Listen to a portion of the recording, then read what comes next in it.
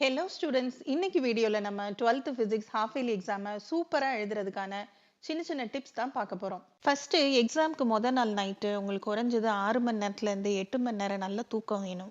Last மினிட்ல night எல்லாம் கண் முழிச்சு படிக்கிறது அல்லது 1 மணி நேரம் 2 மணி நேரம் மட்டுமே தூங்குறது இப்படிலாம் இருந்தீங்கன்னா எக்ஸாம் ஹாலில் உங்க மூளை ரொம்ப டயர்ட் ஆயிரும்.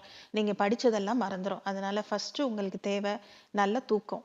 ஸ்கூலுக்கு போனதுமே ஃப்ரெண்ட்ஸ் எல்லாம் அதை படிச்சிட்டியா இதை படிச்சிட்டியான்னு கேட்பாங்க. அவங்க சொல்றதை கேட்டு பயந்துராதீங்க.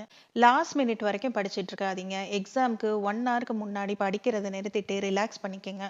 கொஸ்டின் பேப்பரை கையில வாங்கினதும் டென்ஷன் ஆகாம பொறுமையா எல்லா கொஸ்டின்ஸையும் ரீட் பண்ணுங்க. உங்களுக்கு நல்லா தெரிஞ்ச கொஸ்டின்ஸை முதல்ல ஆன்சர் பண்ணுங்க. என்னோட சஜஷன், முதல்ல 1 மார்க்கை 1 to 15 நம்பர் போட்டு நீட்டா கேப் விட்டு எழுதிருங்க. அதுல தெரிஞ்ச ஆன்சரை எழுதுங்க. தெரியாத ஆன்சரை பின்னாடி பார்த்துக்கலாம். மெயினா 1 மார்க்குக்கு ஆப்ஷன் போட மறந்துடாதீங்க. ஆப்ஷன் இல்லைன்னா மார்க் தரமாட்டாங்க. அடுத்து 2 மார்க்ஸ் எழுதணுமா, 3 மார்க்ஸா, 5 மார்க்ஸாங்கிறது உங்க சாய்ஸ் தான். உங்களுக்கு எது நல்லா தெரியுதோ அதை எழுதுங்க.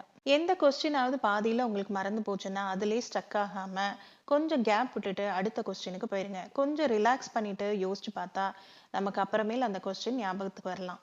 உங்க ஹேண்ட் ரைட்டிங் அழகா இருக்கணுங்கிற அவசியம் இல்லை, நீட்டா இருந்தா போதும். ஏதாவது தப்பாகி அழிச்சிங்கன்னா அதை கரெக்டா ஸ்ட்ரைக் அவுட் பண்ணுங்க. பேப்பரை மெஸ்ஸியாக்காம வச்சுக்கோங்க. எல்லா கொஸ்டினுக்கும் மறக்காம கொஸ்டின் நம்பர் போட்டுருங்க. ப்ராப்ளம்ஸ் அட்டன் பண்ணீங்கன்னா ஃபைனல் ஆன்சருக்கு யூனிட் போட மறந்துடாதீங்க. கடைசி நிமிஷம் வரைக்கும் எழுதாதீங்க. ஒரு 15 நிமிஷத்துக்கு முன்னாடி எல்லாத்தையும் எழுதி முடிச்சிருங்க.